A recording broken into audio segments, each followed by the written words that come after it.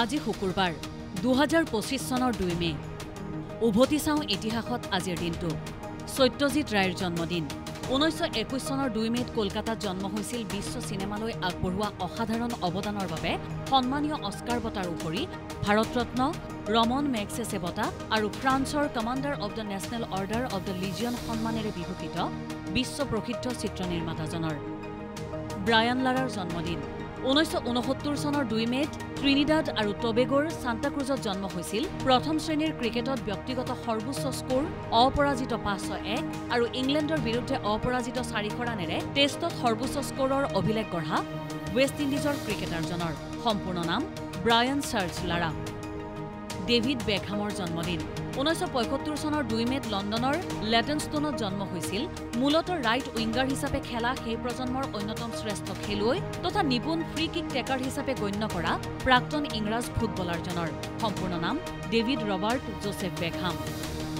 Leonardo da ভিঞ্চিৰ মৃত্যু ১৫১৯ চনৰ ২ মেত ৬৭ বছৰ বয়সত ফ্ৰান্সৰ ক্লছ লুচেত মৃত্যু হৈছিল বিখ্যাত চিত্ৰকৰ্ম ভিট্ৰুভিয়ান মেন লাষ্ট ছাপাৰ আৰু মনালিছা আদি অতুলনীয় চিত্ৰকৰ্মৰ বাবে জনাজাত ইটালিয়ান নৱজাগৰণ যুগৰ বহুমুখী প্ৰতিভাধৰ চিত্ৰশিল্পী ভাস্কৰ্যবিদ গণিতজ্ঞ ভূবিজ্ঞানী আৰু লেখকজনৰ।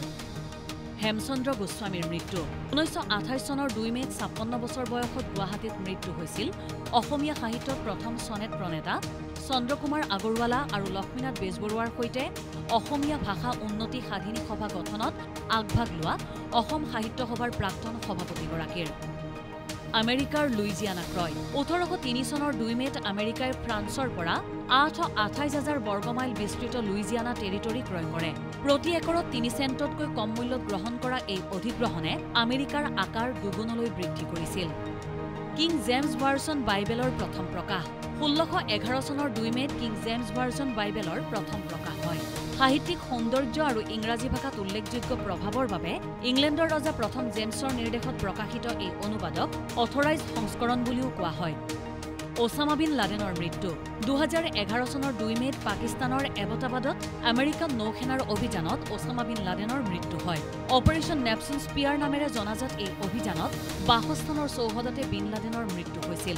দীৰ্ঘদিন ধৰি সংগ্ৰহ কৰা চোৰাংচোৱা তথ্যৰ ভিত্তিত চলোৱা হৈছিল এই অভিযান।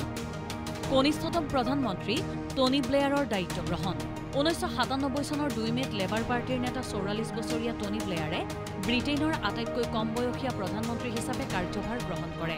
১৯৯৭ চনৰ সাধাৰণ নিৰ্বাচনত লেবাৰ পাৰ্টিয়ে সংখ্যাগৰিষ্ঠতা লাভ কৰি কনজাৰভেটিভ পাৰ্টিৰ ১৮ বছৰীয়া ৰাজত্বকালৰ অন্ত পেলায়। ট্ৰেড ইউনিয়নৰ ওপৰত নিষেধাজ্ঞা আৰোপ ১৯৩৩ চনৰ ২ মেত জাৰ্মানীৰ নাজী শাসনে সকলো ট্ৰেড ইউনিয়নৰ ওপৰত নিষেধাজ্ঞা আৰোপ কৰে। এই নিষেধাজ্ঞা অনুসৰি শ্ৰমিক নেতাক গ্ৰেপ্তাৰ আৰু ইউনিয়নৰ মুখ্য কাৰ্যালয় দখল কৰাৰ উপৰি নাজী নিয়ন্ত্ৰিত শ্ৰমিক সংগঠনত বলপূৰ্বক শ্ৰমিক অন্তৰ্ভুক্তি আদি নিৰ্যাতন আৰম্ভ হৈছিল। ইটালীত জাৰ্মান সেনাৰ আত্মসমৰ্পণ ১৯৪৫ চনৰ ২ মেত ইটালীত থকা জাৰ্মান বাহিনীয়ে নিস্বাৰ্থভাৱে মিত্ৰশক্তিৰ ওচৰত আত্মসমৰ্পণ কৰি দ্বিতীয় বিশ্বযুদ্ধৰ ইটালী অভিযানৰ অন্ত পেলায়।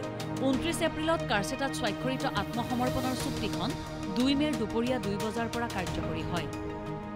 মহাত্মা গান্ধীৰ হত্যাৰ বিচাৰ আৰম্ভ ১৯৪৯ চনৰ ২ মেত চিমলাৰ পঞ্জাৱ উচ্চ ন্যায়ালয়ত মহাত্মা গান্ধীৰ হত্যাকাণ্ডত অভিযুক্তসকলৰ বিচাৰ আৰম্ভ হয়। বিচাৰ প্ৰক্ৰিয়াত মূল অভিযুক্ত নাথুৰাম গডছে আৰু এই ষড়যন্ত্ৰত জড়িত অন্যান্যসকলৰ বিৰুদ্ধে উত্থাপিত অভিযোগৰ ওপৰত গুৰুত্ব আৰোপ কৰা হৈছিল। বাণিজ্যিক জেট ভ্ৰমণৰ সূচনা ১৯৫২ চনৰ ২ মেত ব্ৰিটিছ অভাৰচিজ এয়াৰৱেজ কৰ্পোৰেশ্যনে যাত্ৰীসহ বিশ্বৰ প্ৰথমখন জেট বিমান দি হেভিলেণ্ড কমেট ১ চলাই বাণিজ্যিক জেট ভ্ৰমণৰ সূচনা কৰে। লণ্ডনৰ পৰা ৰোম বেইৰুট খাৰ্টুম এণ্টবে আৰু লিভিংষ্টনকৈ ২৩ ঘণ্টাৰ পিছত বিমানখন জোহান্সবাৰ্গত অৱতৰণ কৰিছিল। ভাৰতৰ প্ৰথম থাৰ্মোপ্লাষ্টিক উদ্যোগ মুকলি ১৯৫৯ চনৰ ২ মেত পশ্চিমবংগৰ ৰিছৰাত ভাৰতৰ প্ৰথমটো থাৰ্মোপ্লাষ্টিক উদ্যোগ মুকলি কৰা হৈছিল। নিৰ্মাণ পেকেজিং আৰু বৈদ্যুতিক সামগ্ৰীৰ বাবে প্ৰয়োজনীয় PVC উৎপাদনৰ এই উদ্যোগ দেশৰ ঔদ্যোগিক বিকাশৰ ক্ষেত্ৰত এক উল্লেখযোগ্য সংযোজন হিচাপে পৰিগণিত হৈছিল। লোকসভাত ৰাজহুৱা ভৱিষ্যনিধি আইন অনুমোদন 1968 চনৰ 2 মেত লোকসভাই পাব্লিক প্ৰভিডেণ্ট ফাণ্ড অৰ্থাৎ PPF এক্ট 1968ত অনুমোদন জনায়। এই আইন অনুসৰি ৰাষ্ট্ৰীয় সঞ্চয় প্ৰতিষ্ঠানৰ জৰিয়তে সাধাৰণ জনতাৰ বাবে কৰ সুবিধাৰ সৈতে দীৰ্ঘম্যাদী সঞ্চয় আৰু বিনিয়োগৰ ৰাজহুৱা ভৱিষ্যনিধি আঁচনি প্ৰৱৰ্তন কৰা হয়। ইনফৰমেশ্যন ডেস্ক, দেশ টুডে।